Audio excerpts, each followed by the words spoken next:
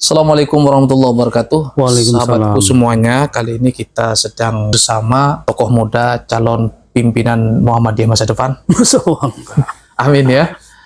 Dan beliau ini juga aktif sebagai cendekiawan Muslim Indonesia. Masya Allah. Telah banyak karya-karya dan gagasan-gagasannya. Saya perkenalkan dulu Ustadz Nur Hamim. Saya ingin bertanya ini, Pak Ustadz ya. Kita tentu merasa sedih melihat banyak sekali penyimpangan, banyak sekali aliran-aliran sesat di Indonesia. Salah satu di antaranya kemarin yang viral itu misalnya kasus Mama Gufron. Kan MUI sudah mengambil inisiatif untuk menyadarkan mereka, dipanggil, diklarifikasi, kemudian diberikan pembinaan. MUI juga pernah membuat program namanya Ar-Ruju Ilal Haq kepada teman-teman LDI ya. Nah, akhir-akhir ini juga lagi viral dari beberapa oknum mengajarkan ajaran-ajaran yang dalam tanda kutip tidak sesuai dengan spirit Ahlussunnah wal Jamaah. Misalnya mengatakan bisa melobi malaikat, kemudian bisa menghentikan neraka katanya kan, menurunkan rantai emas dari langit, banyak sekali ya. Tentunya itu mungkin masuknya khurafat. Nah, kira-kira apa yang mesti harus kita lakukan agar masyarakat Indonesia, khususnya umat Islam ini terselamatkan dari penyimpangan-penyimpangan tersebut, Ustaz? Problematika umat ini kan sebenarnya kalau kembali ke Quran hadis, kadal fakru ayakuna kufron ya. Orang yang fakir atau orang miskin itu cenderung untuk jadi kafir. Kafir itu ya mungkin ya sesat dan sebagainya.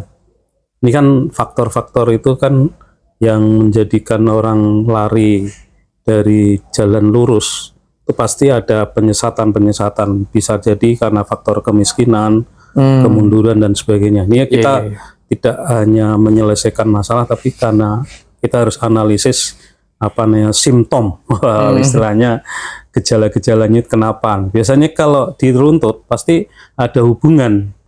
Kalau dia tidak karena kemiskinan atau pengen menjadi kaya raya dengan pundi-pundi, yang pundi-pundinya itu bisa jadi tanah yang luas, tawaran-tawaran untuk jadi kaya raya, sehingga nanti dia dengan kekayaan-kekayaan itu dia karena ada godaan ya.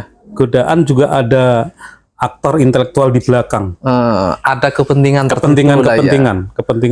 karena ada ya kita udah sering diskusi lah tentang bagaimana ada sesuatu kelompok tertentu memang dibina oleh pihak tertentu, ada kepentingan. Kepentingannya bisa faktor artinya politik. Ada orang yang merasa diuntungkan dengan adanya begituan ya. Ada. Dan tapi tidak perlu nyebut nama. Nggak usah perlu nyebut nama nanti. Tapi faktanya ada ya, bisa dirasakan ya. Iya. Jadi mungkin kita tidak heran juga kalau misalnya ada kelompok-kelompok yang sebenarnya secara akidah mungkin menyimpang, tetapi sulit kita atasi lantaran ada kekuatan-kekuatan di balik itu ya. Begitu Ustaz ya. Nah, terus lantas apa yang harus kita, warning lah buat kita, buat masyarakat, khususnya para santri, para pelajar, para cendekiawan Muslim, apa yang harus kita lakukan agar kita terbentengi dari aliran-aliran itu? Kalau yang sudah dilakukan MUI itu kan di pengajiannya itu sudah bikin 10 kriteria kesesatan. Itu yang pertama. Apa di antara yang paling penting ya mungkin? Satu, sudah keluar dari jalur Al-Quran hadis. Yang kedua, ada unsur-unsur paling benar sendiri. Merasa artinya paling benar. Ada takfiri, mengkafirkan. Yang lain kafir, yang lain bid'ah, dirinya sendiri yang suci, kira-kira. Ya, kayak gitu. Oke. Ada 10 kriteria, nanti bisa jadi rujukan. Berarti kalau merasa dirinya paling suci, yang lain setengah najis, termasuk kriteria sesat itu? Itu salah satu kriteria 10 poin dari itu. 10 poin itu 10 poin itu. Dan itu berdasarkan pengkajian-pengkajian. Cuma kalau kita kaji secara sosiokultural, perlu selain ada 10 kriteria ini perlu ditelusuri Ya, faktornya apa? faktor di belakang Ya, jangan-jangan itu kan. dia dapat honor Begitu. bulanan. Ya, dapat kita kan kerja. tahu di dunia internasional pun kita juga tahu ada kelompok apa istilahnya Islam yang ada di luar ini, misalnya kayak dari yang punya kekayaan yang luar biasa itu kan Iya, orang-orang kaya-kaya di Inggris itu sampai berapa puluh persen dia harus menyumbangkan dananya, kekayaannya, jadi nanti menggerakkan filantropi itu. Bicara oknum ya, tidak semuanya. Saya yakin yang baik-baik juga banyak ya. Ya, Ada oknum yang ngaku dirinya sebagai habaib, kemudian Nabi. menyebarkan ajaran-ajaran yang kurang benar lah ya. Apakah sudah dilakukan pemanggilan atau seperti apa dari MUI? Ustaz?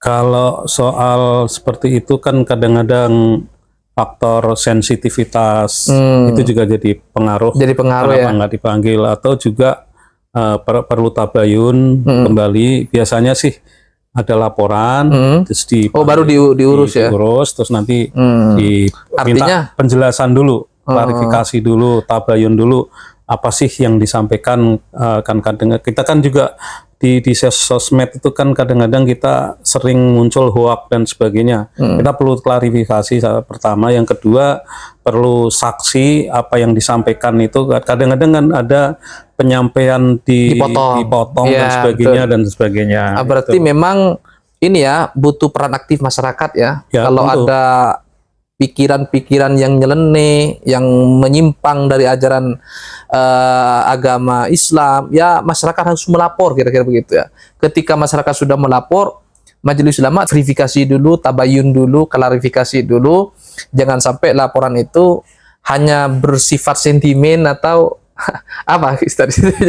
Intinya diverifikasi dulu ya, baru nanti dilakukan pembinaan istilahnya, Ustaz ya. Ya. Terus kira-kira yang namanya aliran sesat kan selalu ada dalam setiap perjalanan kehidupan manusia, selalu ada. Di zaman Nabi pun sudah ada pikiran-pikiran sesat. Ya, Di zaman Khulafaur Rasyidin, para ulama-ulama terus juga ada. Nah, kira-kira untuk membentengi masyarakat dari ajaran sesat, yang langkah paling konkret, paling efektif, kira-kira modelnya seperti apa? Apa kita melakukan sosialisasi atau pembinaan secara khusus atau seperti apa, Ustadz? Kalau soal pembinaan tentu MUI pusat sudah punya kriteria tersebut, sudah disosialisasikan dengan MUI wilayah.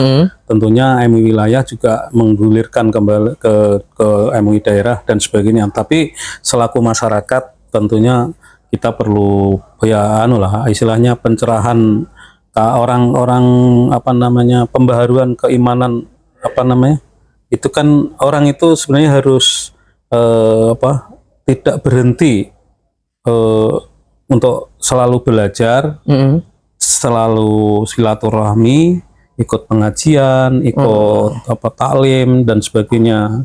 Kenapa kita tahfidz Quran itu didorong untuk ditekankan kepada umat, termasuk juga tafaqquh fiddin itu ditekankan ke sana, itu untuk menjaga Islam kita ini biar tidak menyimpang. Tapi kalau udah tahfidz Quran dilakukan, orang cenderung ke Quran, insya Allah kebaikan-kebaikan itu akan menyingkirkan kemaksiatan, hal-hal yang menyimpang itu. Sehingga kita merujuk ke hal-hal yang memang jadi ajaran agama. Jadi kita merujuk ke ini. Kalau sudah lari ke situ, itu sudah terjadi penyimpangan gitu loh. Jadi masyarakat, netizen, khususnya para santri, jangan mudah berburuk sangka, kira-kira begitu ya. Ormas-ormas Islam sudah melakukan pembinaan kepada umatnya. Ya. Walaupun memang tidak sedikit di antara umatnya yang masih mungkin kurang banyak bergaul ya dengan teman-teman pengajiannya ya. Itu saya bilang tadi, terkontaminasi belajar ngaji dengan komunitasnya, komunitas yang kalau belajar Quran, ngaji, taklim, majelis taklim dan sebagainya, itu kalau sekarang lagi tren bersanad. Nah, jelas. Jelas sanadnya itu sanadnya, sampai ke apakah Gurunya mondok di mana, belajar di keturunan mana. siapa, Betul, sampai betul, ini sampai ke Rasulullah, termasuk juga nanti ke sahabat Nabi dan sebagainya. Itu udah kalau sudah ada patokan itu udah bisa kriterianya itu sudah jelas. Kalau sudah keluar dari itu udah terjadi penyimpangan. Saya kira Pesan gitu. terakhir Ustadz untuk para tokoh nih, kan dari tadi untuk masyarakat kan, para tokoh agama, karena tidak sedikit yang tersesat justru tokohnya. Pesan untuk para tokoh ini seperti apa kira-kira Ustadz? Ya, kalau di lingkungan di lapangan terjadi silaturahmi, saya kira juga perlu silaturahmi di lingkungan tokoh-tokoh dengan wajah Majelis Ulama itu yang menjadi pengayom ormas-ormas. Kalau sering terjadi silaturahmi, silatul fikri, terus terjadi perdebatan dengan alasan atau argumen atau dengan ilahnya masing-masing, insya Allah nanti akan ketahuan, oh rujukannya ini ya, kalau NU Bahasul Masail, kalau Muhammadiyah Majelis dengan tarjih. tarjihnya, nanti dengan persis dengan kajian ini yang dia punya, terus nanti Dewan Dakwah dan sebagainya. Kalau sering ketemu terus dialog dan terjadi perdebatan di situ, nanti akan sama mengkayakan, saling mengisi gitu.